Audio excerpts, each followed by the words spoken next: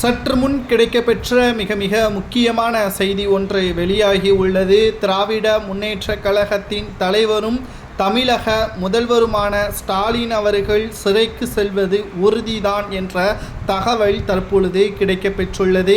இன்றைக்கு செந்தில் பாலாஜி அமைச்சர் பதவியை ராஜினாமா செய்கிறார். முதல்வர் ஸ்டாலின் அவர்கள் ஆளுநருக்கு கடிதத்தையும் அனுப்புவதற்கான ஏற்பாடுகளையும் செய்துவிட்டார். அடுத்து என்ன நடக்கும்? செந்தில் பாலாஜி அவர்கள் அமலாக்கத்துறை அதிகாரிகளால் கைது செய்யப்படுவது உறுதிதான்.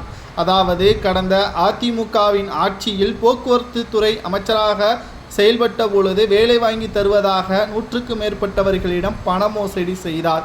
இதுதான் தற்பொழுது அமலாக்கத்துறை அதிகாரிகள் விசாரணை செய்து வருகிறார்கள். முதல் வழக்கு. இந்த வழக்கின் அடிப்படையில்தான் செந்தில் பாலாஜி பல்வேறு நிபந்தனைகளுடன் ஜாமீனில் வெளியே சுற்றித் திரிகிறார். 15 மாதங்கள் சிறையில் அடைக்கப்பட்ட பிறகு அவருக்கு சில நிபந்தனைகளுடன் உச்சநீதிமன்றம் ஜாமீனை வழங்கியது. ஆனால் ஜாமீன் வழங்கிய 2 நாட்களில் அமைச்சராக பொறுப்பேற்றது செந்தில் பாலாஜி அவர்கள் தவறு செய்துவிட்டார். நாங்கள் செந்தில் பாலாஜிக்கு ஜாமீன் கொடுத்தது தவறுதான் என்றும் நீதிபதிகள் ஒப்புக்கொண்டனர். தற்பொழுது அடுத்து என்ன நடக்கும் என்று விசாரணையின் மூலமாக அமலாக்கத்துறை வழக்கறிஞர் கபில் சிபில் அவர்களிடம் நாம் கேட்டறிந்த பொழுது அடுத்து நடக்கக்கூடிய மிக முக்கியமான சம்பவமே செந்தில் பாலாஜி அவர்களது தம்பி அசோக்குமார். அதாவது இந்த வழக்கை பொறுத்தளவிற்கு செந்தில் பாலாஜியை விட அவரது தம்பி தான் மிக முக்கியமான அக்யூஸ்ட் நம்பர் 1 குற்றவாளி. அவர் கிட்டத்தட்ட 2 ஆண்டுகளாக தலைமறைவாக இருந்தார். எங்கே தலைமறைவாக இருந்தார்? தற்பொழுது அவரிடம் இருந்த ஆவணங்களையும் பறிமுதல் செய்வதற்காக ஏற்பாடுகளும் நடைபெற்று கொண்டிருக்கிறது.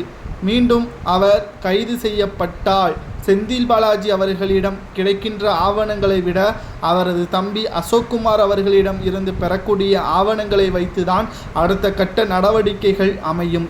இதனால் ஸ்டாலின் அவர்கள் எவ்வாறு கைது செய்யப்படுவார்? அதாவது அதிமுகவின் ஆட்சியில் இந்த வழக்கு தொடங்கப்பட்டாலும் திமுக ஆட்சியில் பல்வேறு ஊழல்களை செய்ததற்கான சாற்றுகள் அமலாக்கத்துறை அதிகாரிகள் கடந்த 6 வீட்டிற்கு சோதனைகள் நடத்தியதன் மூலம் ரைடு நடத்தியதன் மூலம் கைப்பற்றியிருக்கிறார்கள்.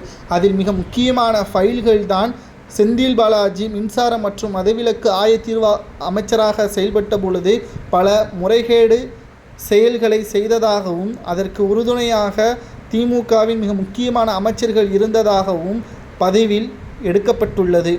இந்த பதிவை சேகரித்தது யார் என்றால் செந்தில் பாலாஜியின் தம்பி அசோக்குமார் தான். பினாமிகள் யாருக்கெல்லாம் இருக்கிறார்கள் என்பது அசோக்குமாருக்கு நன்றாகவே தெரியும். அதை வைத்து தான் ஒட்டுமொத்த திமுகவின் கூடாரத்தை